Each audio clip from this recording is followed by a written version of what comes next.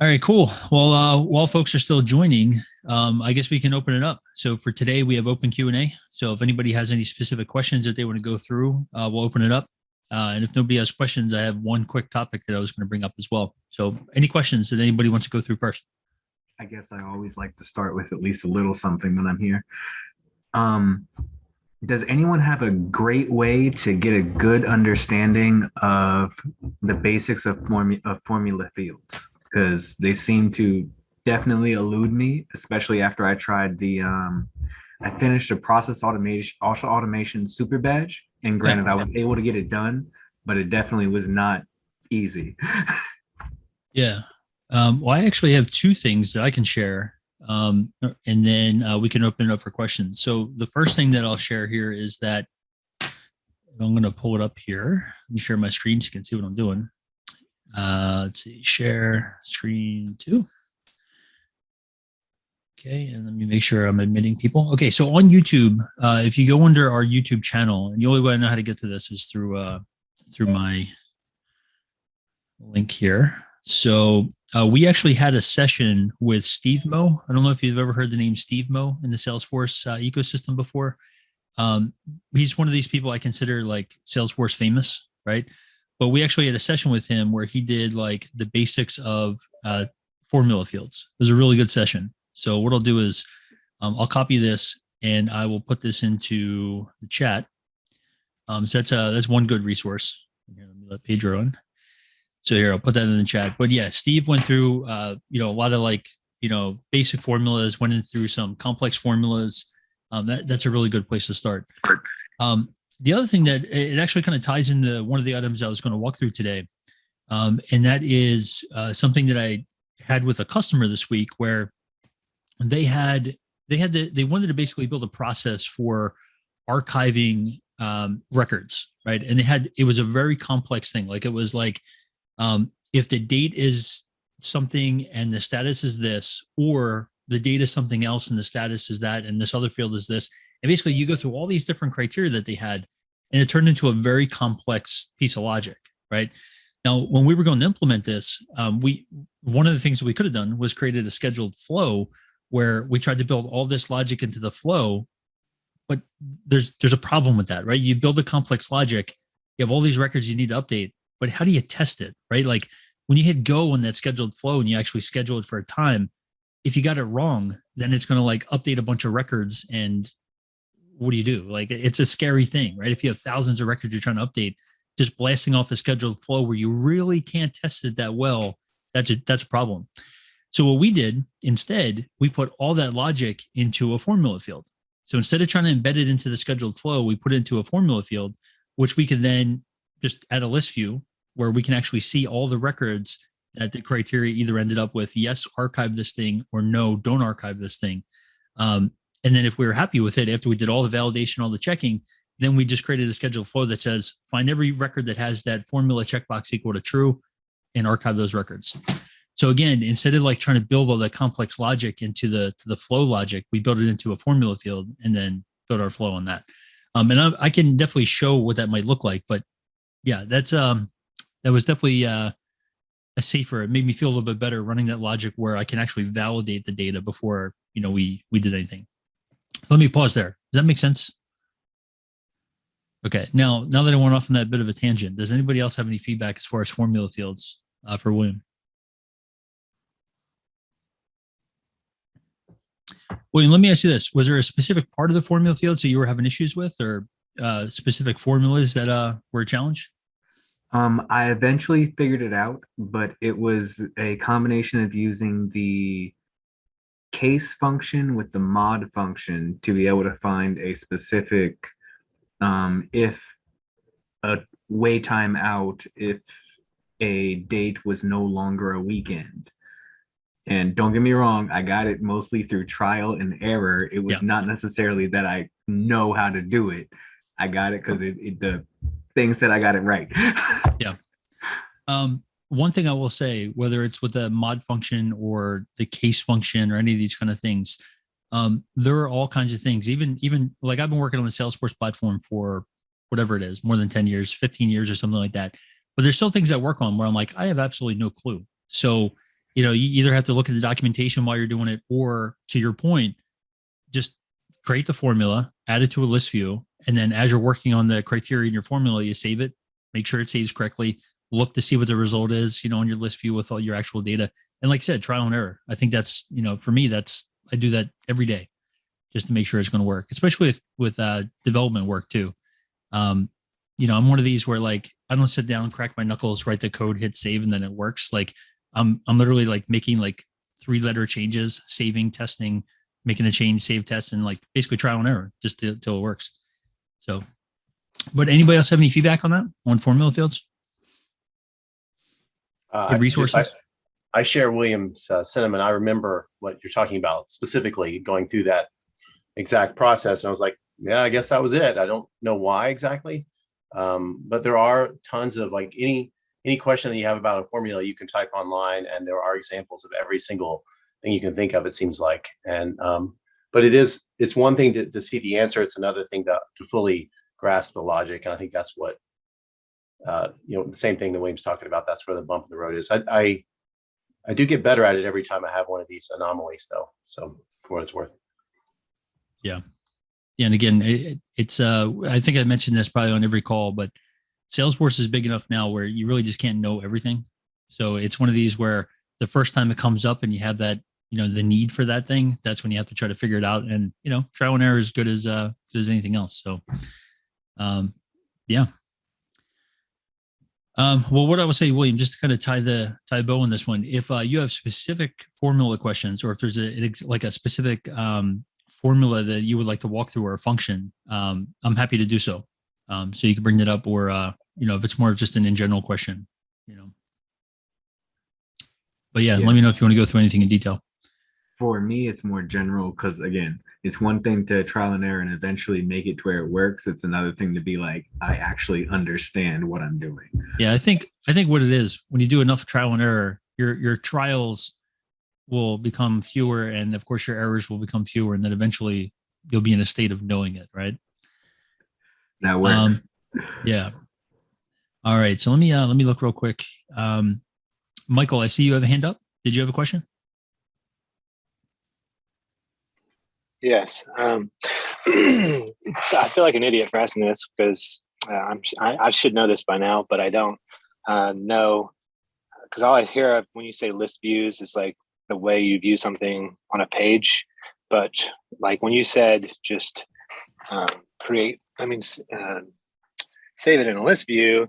Yeah. And then I was watching the Trailblazer DX, and someone got up and said, I'm tired of how list views don't do this and don't do that. I'm like, what the heck are they talking about? Yeah, let me show you. I kind of expand on what I was talking about. So here, I'll share my screen and show you an example.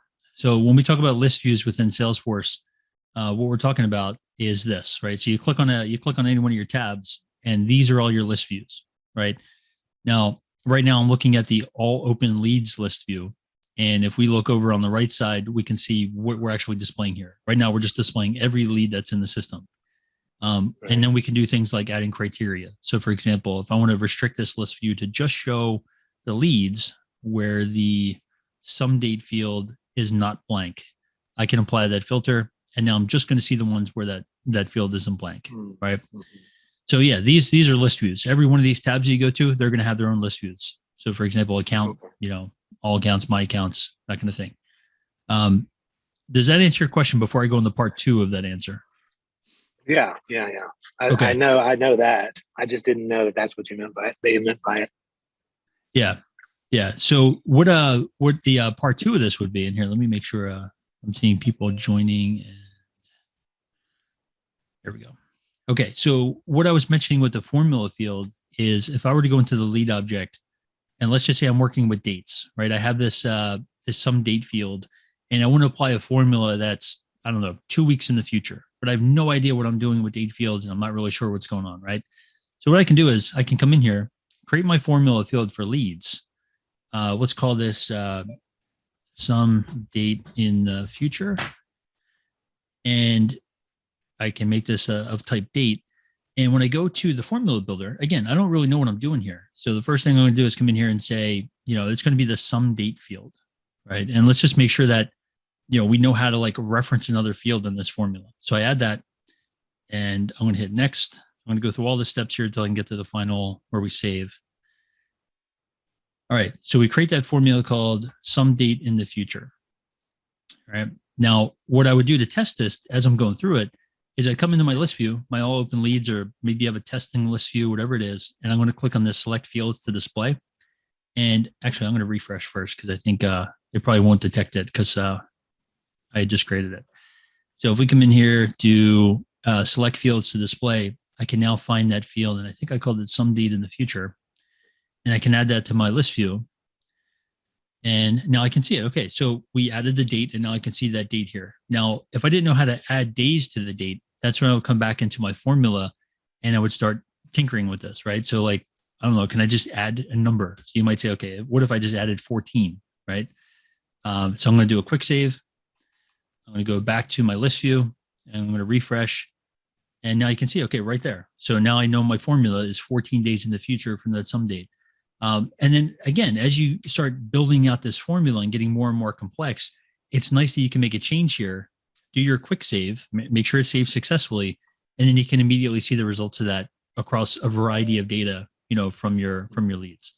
So with the combination of creating your formula field and then using the list views to start looking at the results of that formula, that helps me when I do that trial and error piece, try to figure out how these formulas work. So, Michael, does that answer your question? Yeah, it does. Thank you very much. Mm-hmm. What were they saying that they don't like? Like, what don't you like about list views? What were they talking about?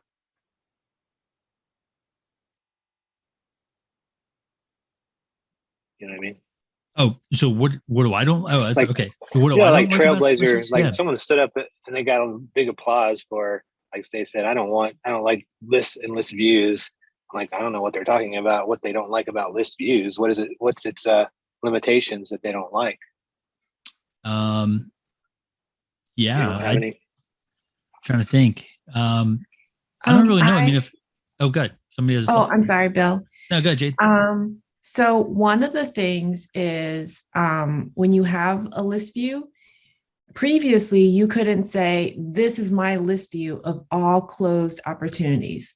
This is my list view of all open opportunities. Now you can specify with the summer release. I don't know if that's what you're talking about, Michael. Yeah, I don't know either. Yeah. I guess I didn't listen to what they were griping about in the meeting. It's no big deal. Yeah, it's been one of those things that a lot of people have had to find workaround solutions for. So a lot of people have been waiting for this for a long time. I can find the idea on the idea exchange. Maybe that'll help jog your memory if that was the point they were trying to make or not. Maybe that might help. Yeah, Jade, what was that again? What was the actual feature they were looking for? So the feature that's been released is related to related list views, where you can actually have on the account page all the opportunities that are closed, for an example. Oh, so that's more of a related list thing versus like a list view thing. Oh, yes. Yeah. No, I know the one you're talking about. Yeah, that is pretty amazing because right now we use an extension for that. Yeah. That's a great one though. I was really excited to hear that. Yeah, the other, so if we're talking about list views, the other limitation people don't like about list views is that it's only based on one object, right? So for an opportunity list view, you can only see things about opportunity. You can't see like the related other objects. So yeah, if you had more of a specific example, Michael, that would have been helpful. Yeah, no, that's good. The one that always bugs me about list views, I can kind of understand why they don't make this kind of a core feature, but here, I'll share my screen again. I feel that if I'm looking at a list of data, if I can go in here and like, I can check off these 4, and if I want to make a change to like a specific field related to these, I can make a change and then I can check this box and it's going to update all the ones I selected. And that's really cool.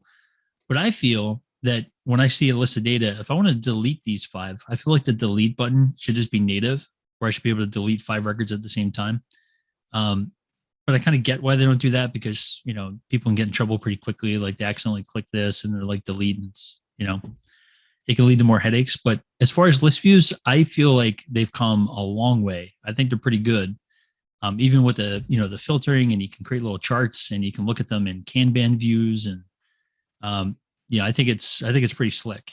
But, I think one thing you'll notice is that with anything on the Salesforce platform or anything in general, you're going to have folks that are really happy. And then there's folks that are, they're not going to be happy. They always find something, But yeah, if you come up with if you can, find that specific example, I'd love to see what they were talking about. One of the things that at all the Salesforce events, like Dreamforce, Trailhead DX, I think, but definitely Dreamforce, they have these sessions that they call True to the Core. I don't know if you ever heard of this.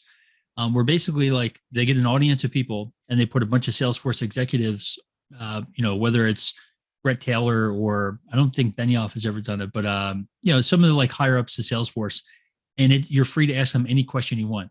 And I always think it's interesting. Like you'll have people that'll stand up and they'll say like, "Oh, what do you think about this direction of the company or this thing?" And then you get folks that stand up and they're like, they kind of pound their fist a little bit and they're like, "I've been working on the platform for 15 years. Why doesn't the list view functionality have a delete button?" And like, everybody will stand up and cheer and like, "Yeah, come on."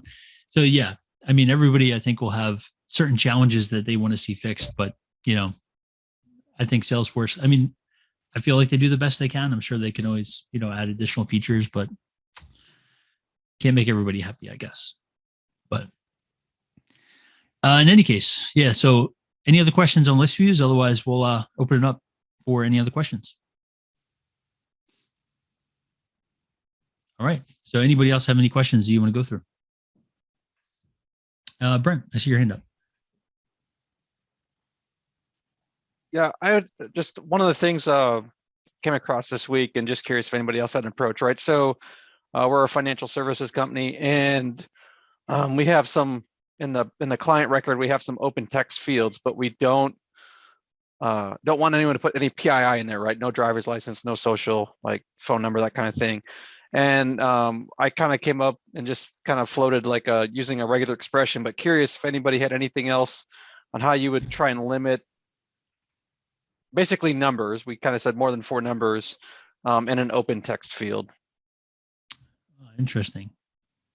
Anybody have any thoughts on that, or run into that use case before, preventing PII in a text area field? Yeah, I'm not really sure. So let's here's what I would do. Let's just share a screen here.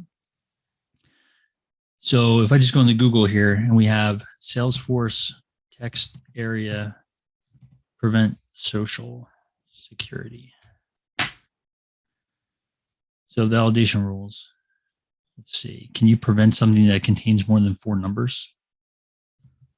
And this is, just to be clear, this is a text area, or is it like a text area long field? I think it was limited to 80 characters. So okay. Yeah, I'm not really sure. Validating individual numbers and things like that. But yeah, I think this is kind of where I was going. Like, if you find that expression anywhere in the 80 characters, then throw a validation rule error. So wait, what does this do now? Validates custom text field is formatted 999. Okay. Now, what I would tell you is that I am not a good regular expression guy, but let's just see. Let's see. Yeah, a question in the chat was, could you encrypt it? I think the answer is yes, you can create encrypted fields, but I think in this particular use case, they want to have a text field, allow people to put whatever they want into it, but make sure that they're not actually putting in any kind of restricted fields. Right. So here, yeah. All right, let's give this a whirl here. So if we were to go into lead, and I was going to create a new field, let's just make this a text area field. I'll call this not private info. And if we wanted to capture and prevent them from creating anything that had more than 4 digits, like they put a number that's got 4 digits, we're going to block that. Right. Now, of course, that would work for things like social security numbers. But of course, if they said, in text, like some other private information, we won't be able to really block that. But let's just see here. So if we did prevent numbers, and then I'm going to use this formula that we found here as kind of a baseline. And let's just see, do we have a find function? So if we go in here and we look at text, we have a contains. So text and compare text. And then we have a find, turns position. Okay, so here's the thing. I have absolutely no idea if this is going to work. All right. So if we just say we're going to put in this field that we just created, what do we call it? Not private info or something. All right. So we're going to throw this in here, not private info. And then what we're looking for is going to be this regular expression. And again, I don't know if we can do this. So let's get rid of, wait, they have a regex function. Let's see. So, yeah, there's a regex function. Okay, returns true if the text matches the regular expression. Okay, so you can't really, that's if the whole thing matches, but. So actually I figured out that regex will search a string and it doesn't have to match. You can get it to match just 4 numbers anywhere in the string. Oh, interesting. Okay. So if we did just using this function straight in here, so not private info, and then this is the part I guess we need to. So if we just said 4 numbers, is this kind of how you would do it? Like get rid of D16. Yeah, regex is just mind-boggling to me.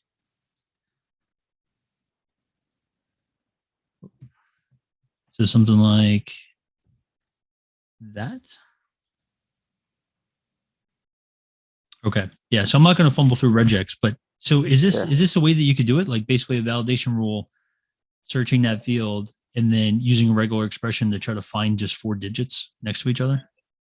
Yeah. So I just threw in the chat kind of what I stumbled across. But I was just curious from an approach, if anyone else had kind of had that business case before, that if there was some kind of data you didn't want in an open text field, like how you'd go about I have a blocking it. question. Does that data exist anywhere else in the org? Does the field already exist where you capture that information? Yeah, Somewhere social is contained in a different area. Right. There's other, right. So our Salesforce org is kind of I'm gonna say clearinghouse of data, right? The source of truth lies in other places, but it's a single view for the client or for the advisor to see client data. But so yeah, so that they exist in other fields, but sometimes they put it there because maybe they're filling out a form or something and they don't want to click over one more screen or something to find it. So could you have it just compare it to those fields and make sure that it doesn't contain data from those other fields? That assumes they put it in those other fields though, and they didn't just, like he's saying, lazily just put it in the text. Yeah. Is it only one? So I work in the insurance industry. Is it only like social security numbers, credit cards? Because everything's going to have an algorithm. And so for instance, with credit cards, 4444, social security, it's, the 334, whatever, 324, or is it broader than that? I think the trickiest one is driver's license, because that's every not state's consistent. different. Yeah. So that's why right now it was kind of like, well, anything that's kind of bigger than 4 numbers, that's not a dollar value, right? I guess that's the one thing, right? That's why I kind of got that not expression in there, because, right, if they're saying, hey, I need a $100,000 life insurance policy, right? We don't want to flag that, but otherwise, basically, if it's any other 4 numbers, it's likely not a good thing. I would use a third-party tool because they're going to have all those algorithms already, because there's so many. Every state's different. Okay. Yeah. So like some kind of, Kathleen, you thinking like some kind of content moderation application that basically like they're like designed to like search text fields and find this kind of PII based on some kind of matching criteria?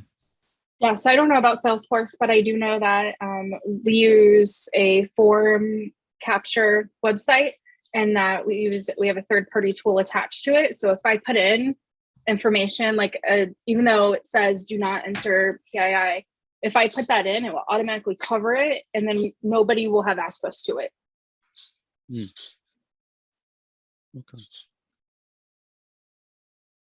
Yeah, I'm trying to see here if there's any kind of apps here. I think most of them are kind of designed around like obfuscating or masking the entire field versus like finding specific things within the field and then modifying them.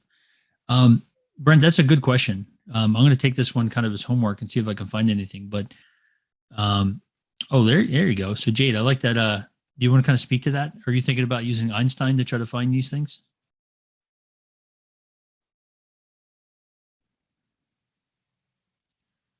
Jade, I don't know if you're on mute. Can you guys hear me? Sorry, I couldn't find the window to unmute. No worries. So I heard about this. I'm not smart enough to implement Einstein vision or language. I know you have to, I don't know. I can't even explain it, but I know about free text fields and how this technology can detect sentiment or text or maybe social security numbers, but I don't know how. I can only point you to the help article. Yeah. Sorry, I don't know anymore. You all, what is the requirement again? I'm sorry, I came in late. A Force. Yeah. So the question that we were looking at was you have a text field that users are able to just put any kind of text in there, type whatever they want in there. What the concern is that they might try to do things like paste in social security numbers or like a driver's license number or other kind of PII information. So the question is, if you have a text area field, how do you allow them to paste things like, this is a huge $100,000 deal, but block them from pasting, hey, this is Jim and his social security number is, for example, 10000. So in other words, one of them could be a number like a currency. The other one might be a credit card number or social security number. And how do you kind of flag them that it might be an issue? Wow. Yeah. Yeah, that's a tough one. I will think a validation rule, but that'll be a tough one to enter those characters in. Yeah, I saw the regex that Brent that you put in there, and I got a little anxious just reading through it. Regex, for whatever reason, is one of these things I've just never been able to absorb. But yeah, I don't know. I think that one, if you don't mind, as you keep working on that, if you do come up with a solution, is that something that you can kind of bring it back and kind of describe what you did? Yeah. Okay. And Kathleen, to your point, I have to agree that at some point somebody has figured this out. I guess the other option is just if you're worried about that, what is the main concern? If they put a social security number that other people are going to see it, or that it's being stored in plain text on a server somewhere? Yeah. So I think it's more of a compliance issue, just that it's right. It's not one of the secured fields, and so I think. Is securing the field an option? Just making it an encrypted field that they can put those notes into? That I'm not sure of. Right. So I have like a help desk team that kind of supports the BA. So, but this came up in one of the meetings we were in, and so I just kind of gave it a shot. But that's why I was curious if in this forum, if anybody had. Again, I figure someone has done this before, but I couldn't find anything when I was looking. And I got to think that somewhere in the App Exchange, somebody's kind of figured this one out. I hate to say, but we could also do the whole just like taking apart pieces of current regexes. Like there's the social security number regex is a normal one.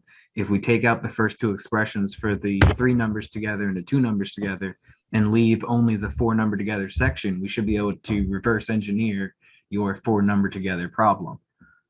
Yeah, but again, that wouldn't that block like 4,280? Like it would block that if they were trying to use that as currency as well, right? But if it has a comma, then that would be different. That should allow that through. Yeah. The other Kathleen, problem you're yeah. going to, I'm telling you, I'm an insurance agent, I'll do this, is people are going to find workarounds and they're going to do it anyways. Put spaces in between each number. 100%, or they're Oh, gonna, yeah. or they're gonna make it a 9-digit number. I think the important thing is whoever needs it, if you can make it just viewable to them and nobody else can get it, but you're gonna have to encrypt it. You're gonna have to make sure for a cybersecurity that everything is secure everywhere else. But if they're going to do it anyways, you want them to do it here instead of doing it in a Word document or a Google document that is definitely going to get hacked. So I would look and if it's just for them, make it viewable only to them, and then make sure it's completely secure every other which way. So Kathleen, that kind of made me think of something else, Brett, to consider.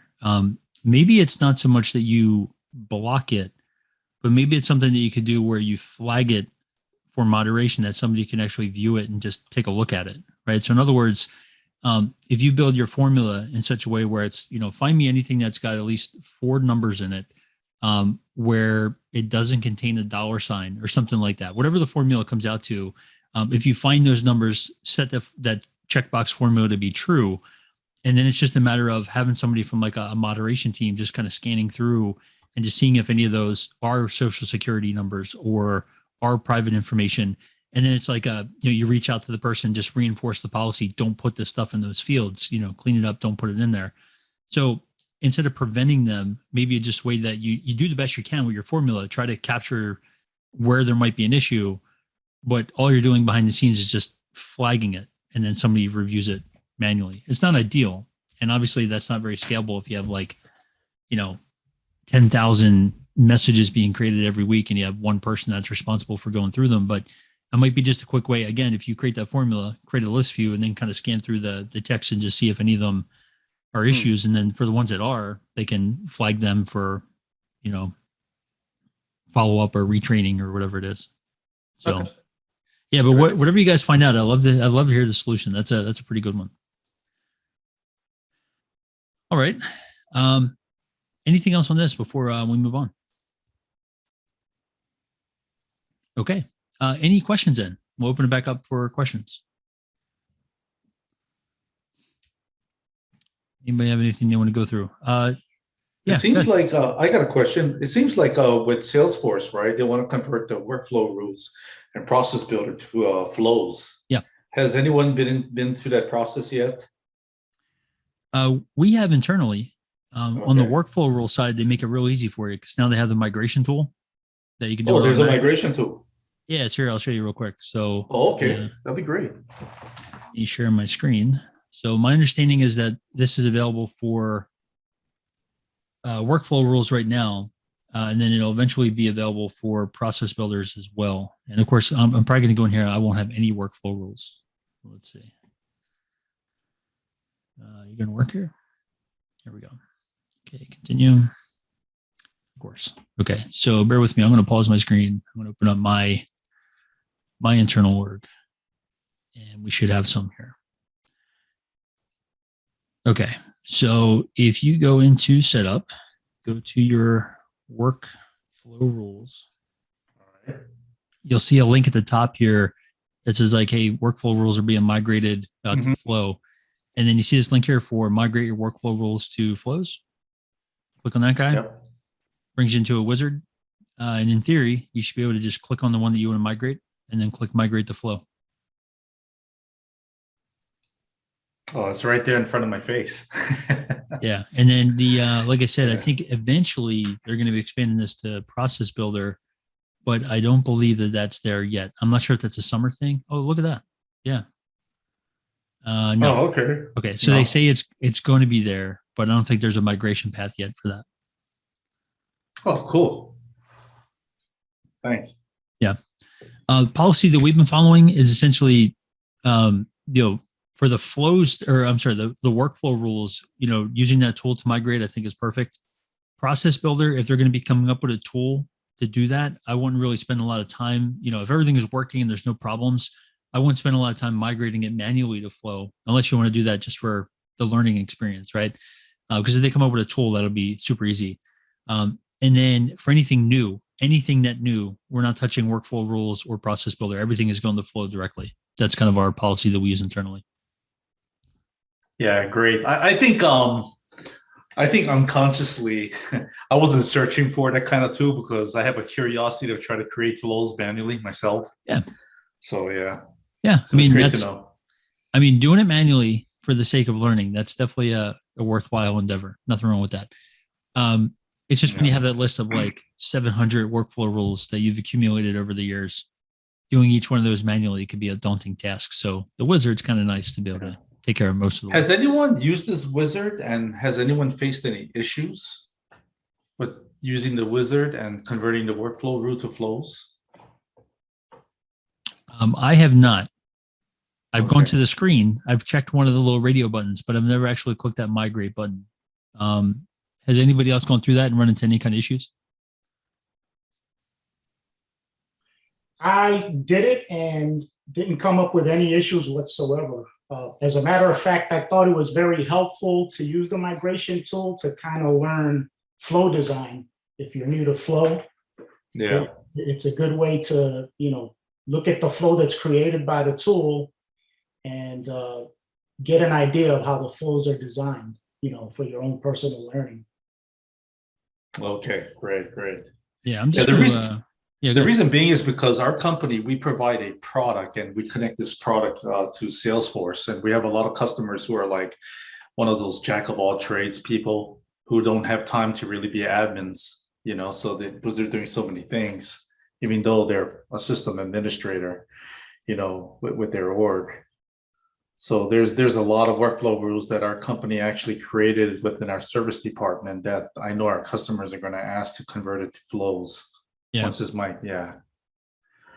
Okay. So I've never used it, but here I just created a very quick workflow rule that doesn't make any sense. So here I'll activate this too. So when an account name contains the word Acme, it's going to update the field type to whatever it is, right?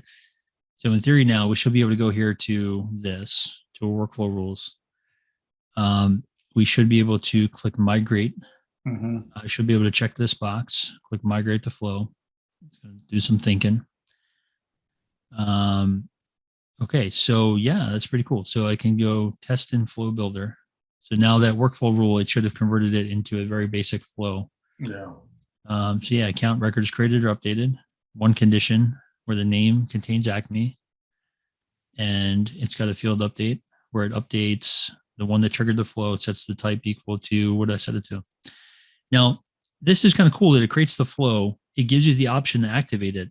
And what I'm guessing is that if we were to go back to the workflow rule, I don't think it modifies it. I think it just keeps it in place. So the nice thing about that is you can kind of go through the migration path, build the flow. You can validate it, do whatever you need to do. And then once you're ready, you could deactivate the old workflow rule and activate the flow that you just created. So I think, definitely requires some testing, but I think it's a pretty risk-free, thing to be able to just click on that migrate button and actually have it generate the flow. And then you can, go from there and do whatever you need to do. But it's not going to like automatically disable your existing workflow rule. Yeah. I got one more question. I actually created a flow that did a roll-up summary on two objects that is connected to a lookup relationship, but it doesn't factor in deleting records or undeleting. Has anyone successfully created a roll-up summary between two objects with a lookup relationship that does factor in deleting and undeleting records from the child the child object? So short answer is yes. I believe if you're going to go the tool approach, there's tools like declarative rollup, DLRS, right? With DLRS with DLRS we've been experiencing a lot of issues with that. Yeah, running into governor limits. Yeah, so we've had similar issues too, even in the managed package that I manage.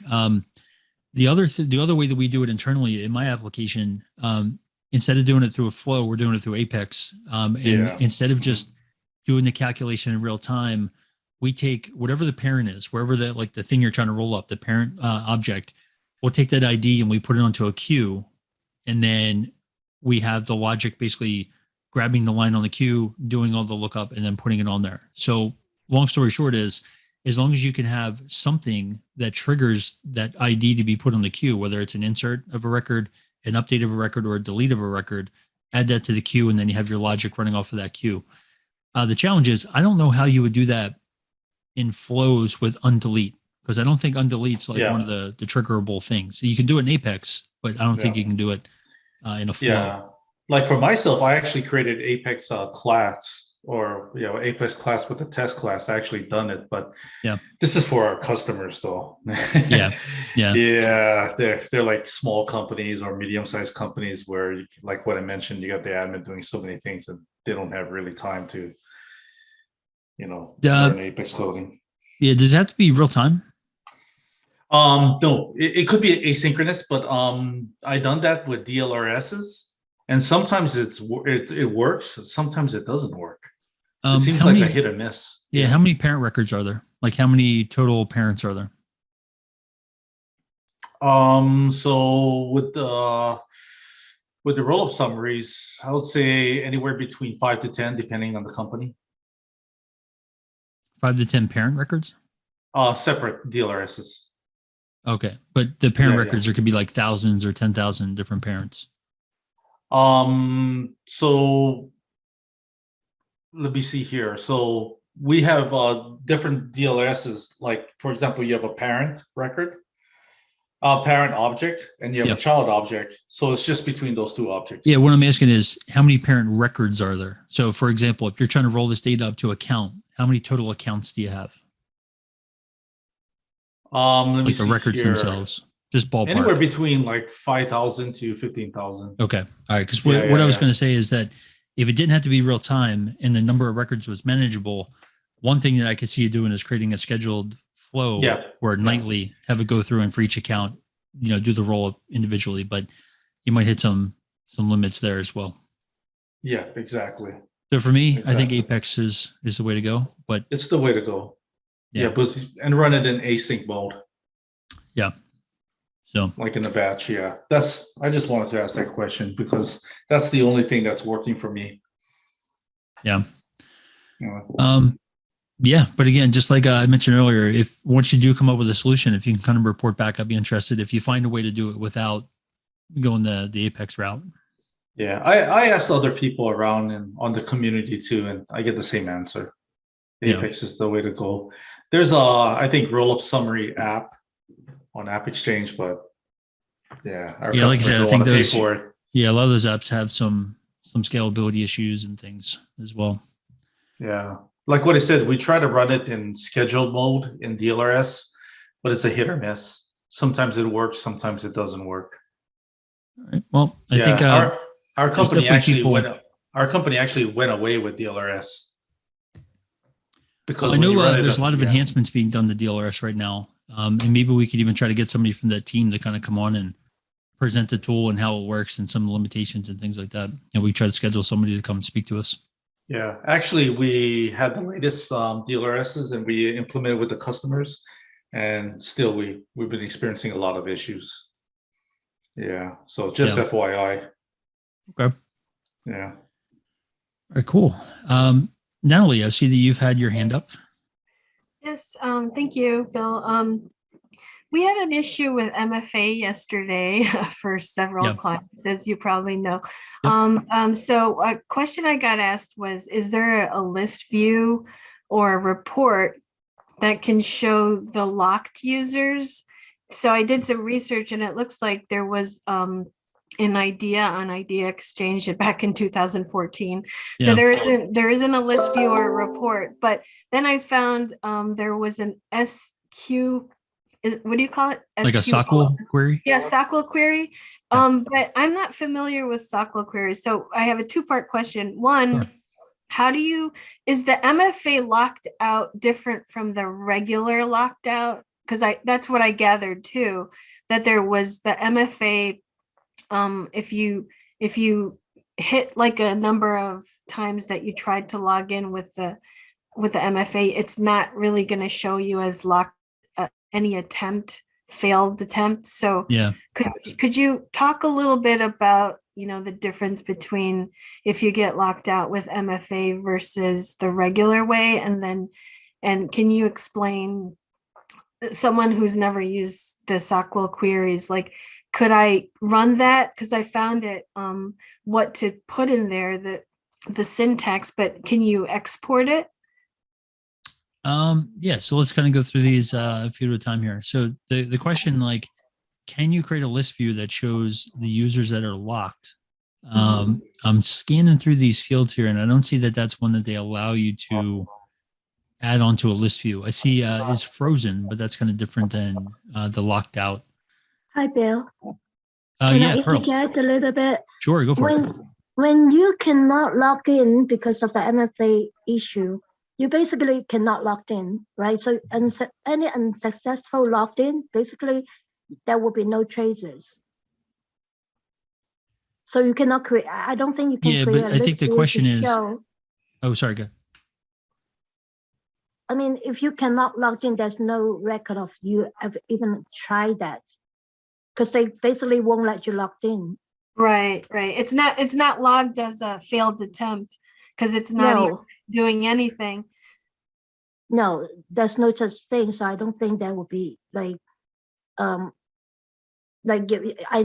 don't even think that there would be a record to show. Yeah, I'm not sure, but to answer the question about whether or not you can get a list of like locked users, and if you can generate that list, like how would you export it via CSV with SOQL? You mind if I just kind of tackle that for a second? Please do. Thank you. Yeah. So what I would do is, running SOQL. If you're not familiar with SOQL, basically that's just Salesforce's kind of proprietary query language, right? So what you can do is if you go into, and here I'll start from the beginning. If you go into your Salesforce org, click on your little gear icon and go to Developer Console, that'll bring up this window here. And then if you go to File, Open, you'll see one of the options that you have here is Objects. Right now, biggest thing with SOQL obviously is that you have to know which object that you want to query, right? So for example, if we typed in user here, we can query the user field or the user object. So if I just double click on that, it's going to give me a list of all the fields that are available for me to query. And if I kind of scan through this, do I see anything that's like locked? I think is password locked. Is password locked? Let's see. So is active, is something. I don't see that one. Huh. Let's take a look. But in any case, let's just say you knew what the fields were. You can kind of go through here, select whatever fields you want to query, and then click this query link, and then hit execute. And then I'll give you the table with whatever fields you selected. Now, if you wanted to actually export this into like a CSV, I don't believe that you can do that from here, from within Developer Console. But there's actually a tool that allows you to do that relatively easy. And that is if you go into a browser window and type in, I'll put this in the chat too, but workbench.developerforce.com. So this is a tool that's freely available, hosted by Salesforce. You just got to click I agree, click login. It's going to ask me if I authorize it. And then once you're into the tool, it's just going to land you with this kind of generic empty page. And what you can do is you can go to this queries tab and go to SOQL query. Now it's going to work exactly the same as it did before, but in this case now I can select, again, whatever fields that I want to select. I can click query and it'll give me that list, but you also have the option here to do a bulk CSV. So now when I click query, it's going to do some processing. And then, once it's done, it'll say queued, and eventually it'll come up to a link where you can actually download that CSV file any second now. So it refreshes every 3 seconds. While it's waiting, Bill, so in the other developer console, if it comes, it generates the list, right? And then could you just copy paste it into like an Excel sheet? I think the results. Yeah, I think I've tried that unsuccessfully. Let me let's just see. Okay. Yeah, let's just see it. I don't think it's very I don't think it's formatted in such a way that you can easily copy it. Let's see. Save rows, refresh grid. Okay, so they're all highlighted. And if I just hit Control C, would right click copy work? No, I don't. Okay. I don't see it here. So I'm trying Control C, and then if I go into Excel, let's see what happens here. Yeah, I don't think I've ever successfully copied anything from this developer console. So it's Workbench always that you recommend, right? Yeah, I think if you have to get it, see, it doesn't even copy it. Yeah, Workbench will export it directly to a CSV file for you eventually, assuming that it processes, which I don't know why this one isn't, but it'll come up with a little download link right next to the batch, and then you can download it. Got it. But yeah, for locked out users, I guess that's the question as to how would you know that? I would think that there's let's see, if we just look at the user table, you would think that there was like you said, like a is locked or something like that. Number of failed logins, that's one.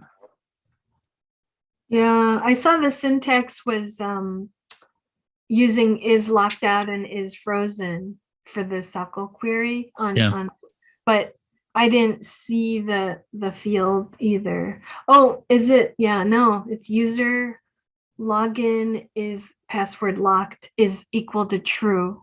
That's what the user login. Okay, so user login is actually a different table.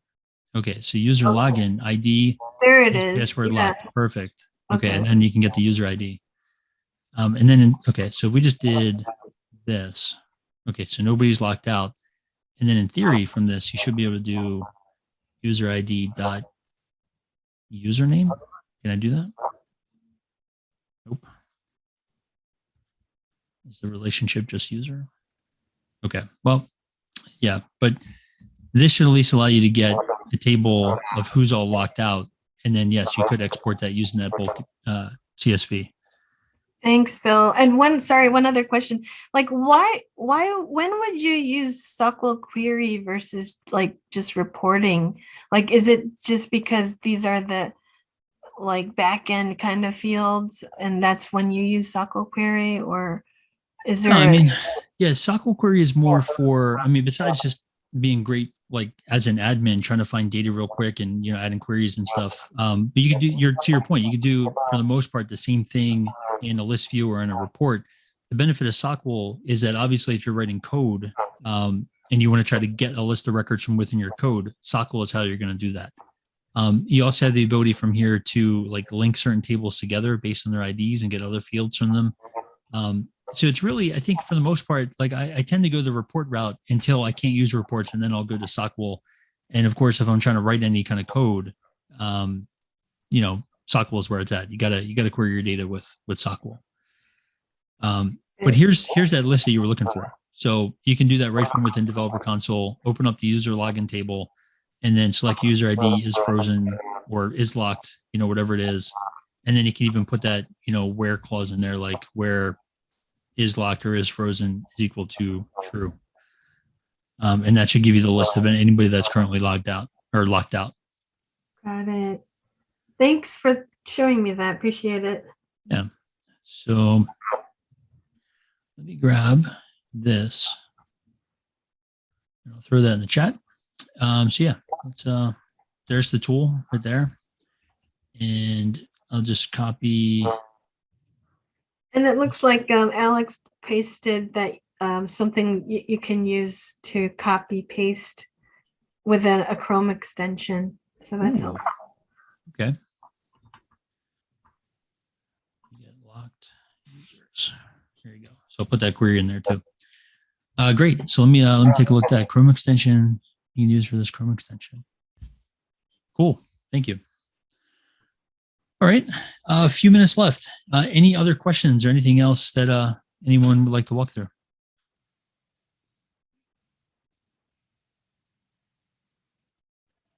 Let's see. Dealers.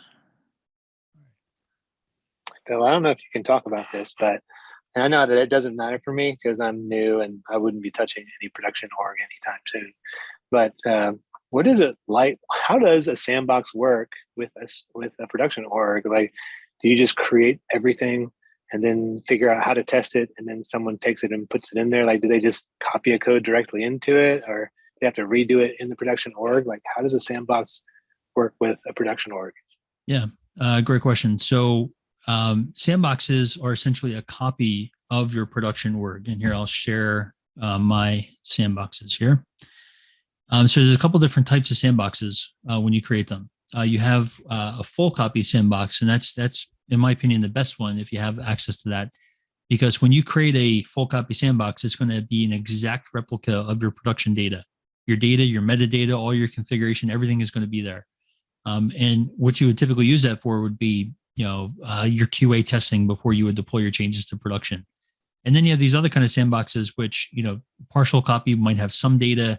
Developer Pro comes with none of your production data, but you have the ability to create data in there. And same thing with the developer copy. Developer Pro, you can just create a little bit more data before you run out of space. Developer, you don't have a lot of data. But in any case, let's just say you had a developer copy sandbox and you build a bunch of changes, and now you want to deploy that to production. You want to move it to production once you're happy and you did all your testing. There's a few mechanisms that you can use to deploy those changes. The easiest one, when you're talking about just going from one of your sandboxes to production, is change sets. So if you go into setup and you type in change, you'll see that there's actually two different types of change sets.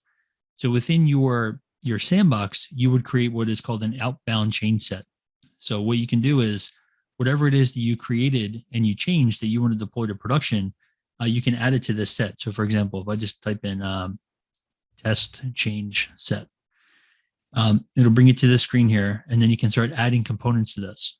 So I can say, maybe I just worked on some Apex class or something, right? So I go in here, or, a better example would be like a flow, right? So if I go into flow definition, I just worked on this archive or account quip automation flow, and I want to get that in production. So I check that, add it to the change set. And then from here, it'll take me back to this. And once I've added all the components that I want to deploy, you can click this upload. And this is where it's going to ask you, where do you want to deploy it? Now, in this, I don't have it really configured to go anywhere. But if you're in your sandbox, you can then say, okay, I want to upload this change set to production. And then once it's uploaded to production, you'll be able to come into inbound change sets. And then you'll see that listed here where you can then deploy it or validate it, do whatever you got to do, right? So yeah, the sandbox, the biggest thing there is that you can make configuration changes. You can test all your stuff in a safe environment. And then once you're satisfied with it, you can then take those changes, package them up into a change set, and deploy it to production. And I believe that we have an example of that we walked through a few weeks ago that I can share that link for you. So you can kind of see how that process works in detail. Great, thank you. Yeah. Very cool. Here, let me copy this link here for you and put that in the chat. Where you guys at? There you are. Okay, so a few minutes left here. Any other questions that anyone would like to go through? There's that link to that recording with the change sets that we did. All right. Well, if there's no other questions, then I want to thank everybody for joining. Hope you all have a great weekend, and we will catch up again next week. Thanks all.